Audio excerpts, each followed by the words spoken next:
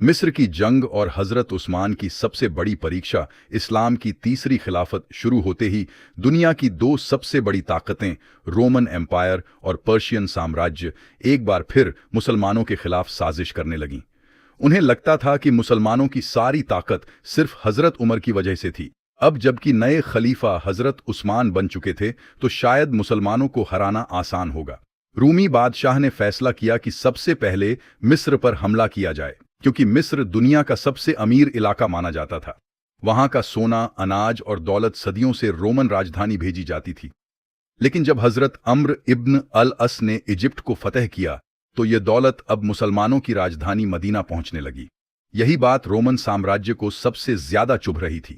इसीलिए रोमन बादशाह ने अपने जनरल मैनुएल को 300 जंगी जहाजों और हजारों सैनिकों के साथ मिस्र की तरफ रवाना कर दिया। लेकिन उस समय मुसलमानों के सामने एक बहुत बड़ी समस्या थी। मिस्र को फतह करने वाले महान सेनापति हजरत अम्र इब्न अल अस अब वहां के गवर्नर नहीं थे। असल में जब हजरत उमर जिंदा थे तब भी उन्हें शिकायत रहती थी कि मिस्र जैसा अमीर इलाका होने के बावजूद वहां से मदीना बहुत कम टैक्स आता है। जब हजरत उस्मान खलीफा बने तो उन्होंने अम्र बिन आस को बुलाकर पूछा, मिस्र से इतना कम टैक्स क्यों आता है? अम्र बिन आस ने मुस्कुराकर जवाब दिया, या अमीरुल मोमिनीन, ऊंटनी उतना ही दूध दे रही है जितना दे सकती है। लेकिन हजरत उस्मान इस जवाब से संतुष्ट नहीं हुए। उन्होंने अम्र बिन आस को गवर्नर के पद से हटा दिया और उनकी जगह अपने रिश्तेदार अब्दुल्ला इब्न साद को मिस्र का नया गवर्नर बना दिया। नए गवर्नर ने आते ही टैक्स इतना बढ़ा दिया कि मिस्र की जनता परेशान हो गई। मदीना के खजाने में अब पहले से दोगुना और तिगुना माल आने लगा।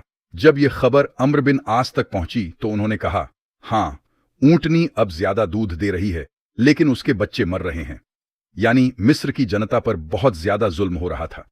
धीरे धीरे मिस्र के लोग मुसलमानों से नाराज होने लगे। आखिरकार उन्होंने रोमन बादशाह को एक गुप्त खत भेजा। अगर अभी हमला किया जाए तो मिस्र की जनता मुसलमानों के खिलाफ बगावत कर देगी। बस फिर क्या था, 300 जंगी जहाजों के साथ रोमन सेना मिस्र पहुंच गई। जैसे ही वे अलेक्जेंड्रिया पहुंचे, वहां के लोगों ने मुसलमानों के खिलाफ बगावत कर दी। शहर में अफरा तफरी मच गई और मुसलमानों को पीछे हटना पड़ा। जब यह खबर मदीना पहुंची तो हर तरफ डर फैल गया। मुसलमानों को लगने लगा कि शायद अब मिस्र हमेशा के लिए हाथ से निकल जाएगा। तब मिस्र के मुसलमानों ने खलीफा हजरत उस्मान को खत लिखा। अगर कोई मिस्र को बचा सकता है तो वह सिर्फ अम्र बिन आस हैं।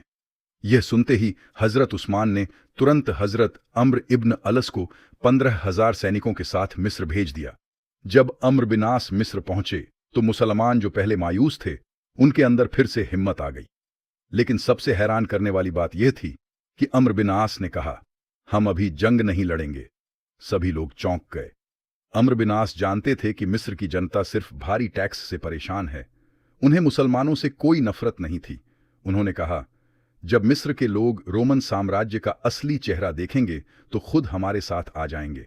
और बिल्कुल ऐसा ही हुआ। रोमन सेना ने मिस्र में जुल्म शुरू कर दिया। घरों को लूटा गया, बेगुनाह लोगों को मारा गया, औरतों और बच्चों तक को नहीं छोड़ा गया। अब मिस्र की जनता समझ चुकी थी कि असली जालिम कौन है। धीरे धीरे पूरा मिस्र फिर से मुसलमानों के साथ खड़ा हो गया। तब हजरत अम्र इब्न अल अस ने हमला करने का आदेश दिया। एक भयंकर जंग हुई। तलवारों की टकराहट, घोड़ों की दौड़ और युद्ध के नारों से पूरा मैदान गूंज उठा। आखिरकार मुसलमानों ने शानदार जीत हासिल की और रोमन सेना हमेशा के लिए मिस्र छोड़कर भाग गई। यह जीत इतनी बड़ी थी कि अगले 1000 साल तक कोई भी मिस्र को मुसलमानों से नहीं छीन सका। जंग खत्म होने के बाद अम्र बिन आस ने जनता का लूटा हुआ सारा माल वापस कर दिया। उन्हें उम्मीद थी कि अब उन्हें दोबारा मिस्र का गवर्नर बना दिया जाएगा। लेकिन हजरत उस्मान ने कहा, तुम सेना के प्रमुख रहोगे और गवर्नर अब्दुल्लाह बिन साद ही रहेंगे।